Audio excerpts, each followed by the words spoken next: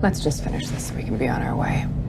That's how we felt throughout the majority of this season, and boy did we never expect to feel that way about The Mandalorian. Saying that Disney's reign over Star Wars has been a bumpy ride is being extremely generous. From canceling project after project to doubling down on their biggest failures, Disney has made the wrong decision at nearly every turn. And underneath the massive shit heap of Star Wars products that the mouse has thrown our way, laid The Mandalorian, a fun space adventure live-action show that was able to capture some of the Star Wars magic that fans remembered. For a time, it truly stood alone as the only Disney Star Wars product of any value. And Star Wars fans have so much love for their franchise that this one shining ray of hope was enough to keep many of them interested in the brand, despite the deluge of utter crap being dumped on our heads in the process. The Mandalorian was the new hope, if you will, that somewhere out there in the Magic Kingdom, someone at least had some idea of what fans wanted out of Star Wars. And then came Season 3. Calling the meandering storyline of this season all over the place is an understatement. We didn't know where this story was even heading for 6 full episodes in an 8-episode season. Yes, there were small developments in each episode toward what we now know to be the main story, but they were so brief and underwhelming that you couldn't even tell what you were seeing was the main story. Each week, you had no idea if our characters, the heroes whose story we're watching unfold, were even making progress. You're just left thinking, should I cheer for this guy? Did he do anything productive in this episode? Are we any closer to seeing them achieve their goals? It was an absolute mess. But just before we go any further, we'd ask that you take a second to leave a like on the video, as it helps our videos reach more struggling Star Wars fans out in the galaxy. Much appreciated. Now, let's continue on with the complete season review for the 3rd season of The Mandalorian. Season 3 of The Mandalorian did irreparable damage to not only the show itself, but Disney Star Wars as a brand. And it really couldn't have come at a worse time, with the promise of the Ahsoka show likely the only thing keeping many people from leaving for good. Thousands, if not millions, of fans will walk away from Star Wars after this season, and Episode 6 was the morbidly obese straw that broke the camel's back. This one episode single-handedly cleaved off another massive swath of Star Wars fans. The complete divergence from the main story, late in a season where people still didn't know what the main story was, coupled with ridiculous celebrity cameos, was a bridge too far for viewers. Disney jumped so far over the shark with this one that they haven't even landed yet. Episode 6 was a grotesque Hollywood circle jerk, helmed by someone raised in Hollywood and who doesn't know the first thing about what the average viewer wants to see. And it just makes it painfully obvious that providing a good, engaging, immersive story like Star Wars used to is the last priority for Disney. Thousands upon thousands of fans will never return to the franchise because of whatever brain-dead decision-making process got this episode on the air. And just like Episode 6, the writing for this whole season was simply atrocious. It was disjointed and entirely unfocused until the final 2 episodes. The important story developments took place way too late in the season, and so many of the story beats introduced earlier on were hung out to dry. The whole idea of the Mythosaur's inclusion and importance went absolutely nowhere. Grogu's flashback to Order 66 only gave us breadcrumbs that do pretty much nothing to further our understanding of what happened to Grogu between then and now, and it added nothing to this season's story. Dr. Pershing's episode could have been 10 minutes long. The 2 different groups of Mandalorians only had one 20-second fight over a game of space chess, and then they were totally united after Baby Yoda stepped in and told them to hug.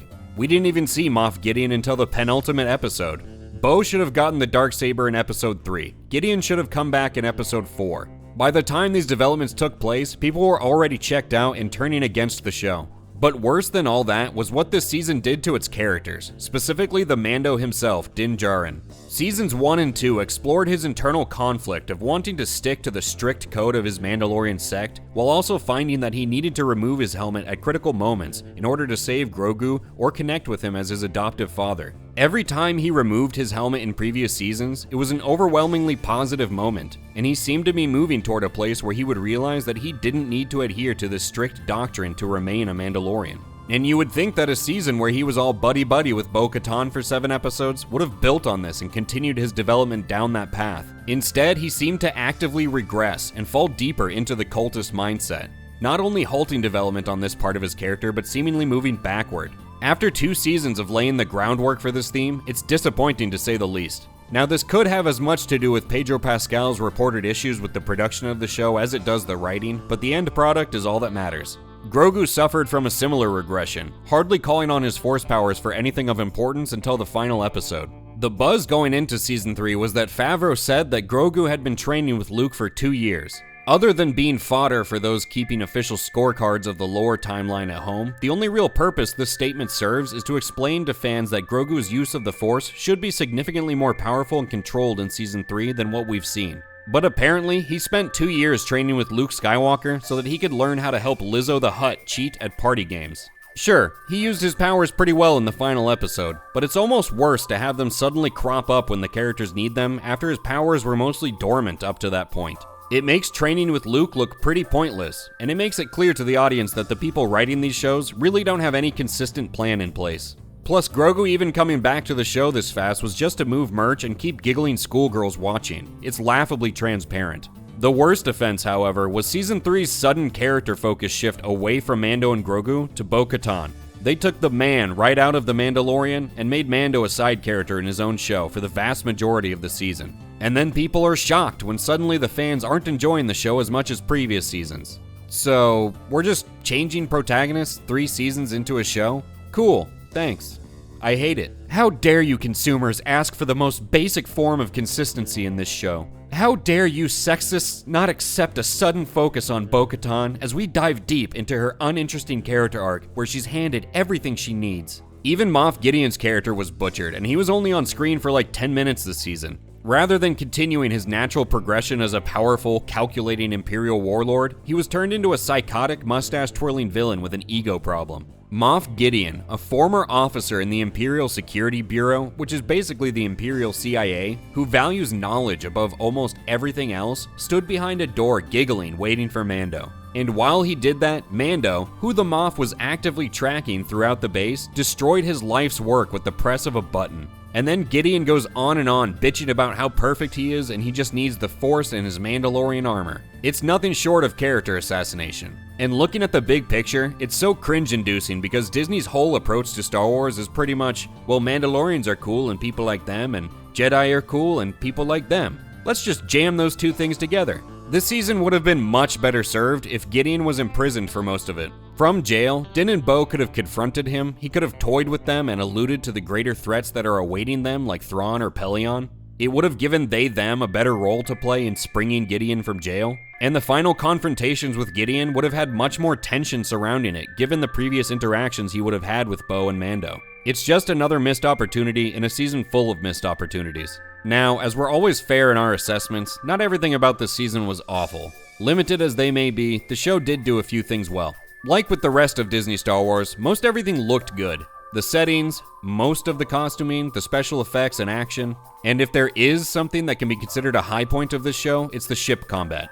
Visually, this is the best ship combat we've seen in Star Wars so far. Of course, for every other aspect of the show, when the writing and the story has such a serious drop in quality, it's hard not to just see everything as cheaper, or more commercialized. It's probably always been like that for The Mandalorian, but it's easy to excuse it when they're still putting out a good product. But now, the whole house of cards is coming down. As far as the acting goes, it was, mostly serviceable. But outside of us enjoying seeing Carl Weathers ham it up as Greef Karga, there aren't any standouts. In terms of the lore, there were some good additions and bad additions to the existing canon. Most of the Mandalorian lore was pretty good, and if you have a particular interest in Disney's rendition of Mandalorians, then you probably enjoyed most of what we learned. Now, Gideon making a batch of Force-sensitive clones, on the other hand, is not good for the lore. As mentioned in our Episode 8 review, it opens up the entire Star Wars timeline to the question, why didn't so-and-so just clone some Force users? Not to mention that wide-open cloning capabilities, unlike the narrow scope of cloning soldiers like in the Clone Wars, leads you down stupid storytelling paths like, oh, I don't know.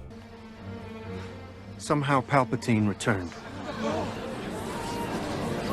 Disney needs to quit circling the drain on that dumb decision and move on to a new idea. Of course, there are some little bits of lore added, changed, or reaffirmed throughout the season, but it was mostly inconsequential, and it's hard to get excited about changes made by people who would make such a crappy season. And we aren't the only ones who felt this way about this season. Audience scores pegged this season at a 51, up from a 46 just a week earlier. Oh, and if you needed another point of data proving that professional critics are morons, just look at this score. These people are such shameless shills. And the most important data tells the same story. The premiere episode had a nearly 40% drop in viewership from the Season 2 premiere. The ratings went up the next week, but then dropped right back down the following week with the Dr. Pershing episode, dropping even below the premiere's numbers. Unfortunately, we have to wait a few more weeks for the oh-so-interesting data on the Lizzo episode. For us, we're giving the season a 4.5 out of 10. Without the millions of dollars put into simply making things look good, this season would have been about a 2 or 3. A disjointed story with regressing character arcs and lackluster antagonists, chock full of Disney-level nonsense, doesn't deserve any score higher than that. Our half-assed predictions for this season were way off because we can't dumb ourselves down to this ridiculously stupid level of writing. And the writing was on the wall for Season 3 right from the start, considering that the entire storyline of Season 2, centered on getting Grogu to the Jedi, was undone by a random episode of another show. To us, it's clear that someone got to Jon Favreau. This season doesn't feel like his doing in the slightest. Grogu's forced return was clearly done at the demand of those who wanted to keep raking in the dough on Baby Yoda merchandise. And we can only guess who might be behind the sudden shift to Bo being the protagonist this season. There's clearly a disturbance in the Force at Disney Star Wars, and without anyone with a shred of courage coming forward with the full story of what's going on, the brand will continue to bleed customers. Now that it's all said and done, we're really not in much of a different place than we've been in after previous seasons. Gideon is gone for the 3rd time, supposedly. Mando formally adopted Grogu, but it was just that, a formality. Grogu was already his adoptive child in everyone's eyes. Everyone in the show even called him such. It all makes it feel like this season was just spinning its wheels, and we didn't really go anywhere. As for where The Mandalorian goes from here, it looks like they intend to return to Mando working jobs, hunting down the Imperial remnant this time. And because Disney Star Wars is only about selling more products, and not about even the slightest hint of storytelling, we can tell you exactly what will happen. Din and Grogu will take small-time jobs against the Imperial remnant, working with Carson Teva, at which time they'll uncover a larger scheme that poses a real threat to the New Republic. Following this trail will lead them to Thrawn, at which time they'll run into Ahsoka, who's hot on Thrawn's tail. This will roll over directly into the Dave Filoni movie, where there will be a team-up between Din, Ahsoka, Grogu, the New Republic, and maybe even Beta Fett, where they'll kill off Thrawn, the last remaining Imperial villain of any real interest to fans. But that's all just inference based on what we know about Disney's soulless approach to Star Wars. Based on the ending of this season, though, there's no real intrigue going into Season 4. Assuming Moff Gideon really is dead, and he should be dead if there's anyone with half a brain at Disney, which there might not be, the final episode didn't give us any sense of a larger threat in the galaxy awaiting Din, Grogu, and the Mandalorians. In fact, we really only know about Thrawn because of announcements regarding other Star Wars products. The casual viewer, a demographic that The Mandalorian was unique in capturing compared to other Star Wars shows, won't have any idea who Thrawn is or to expect him to show up at some point. So for those viewers, they can easily feel like this show has run its course, Mando and Baby Yoda's story is done, and walk away. And we don't think Disney is done with this show, but it should be said that they did leave this show at a place where it could stop. Season 3 for most shows should be when you're hitting your stride and really finding your identity as a series. Instead, the 3rd season of The Mandalorian took a major step back and managed to turn the one good, popular piece of Star Wars media into a polished turd. But what do you expect when the people making the show don't even pay attention to the details? We're planning to make another How They Tried to Trick Us video on this season of The Mandalorian, so stay tuned to the channel for that. How are you rating this season of The Mandalorian? Will you be back for Season 4? Let us know in the comments. Please remember to like the video if you liked it, and subscribe to the channel if you haven't already for reviews of other current shows and movies. Also, Ahsoka is just a few short months away, and we suspect that show will be another make-or-break series for fans who are on the verge of walking away from Disney Star Wars for good. And good or bad, HateWatchers will be there to cover it. Thank you for joining us today, and we'll catch you on the next one.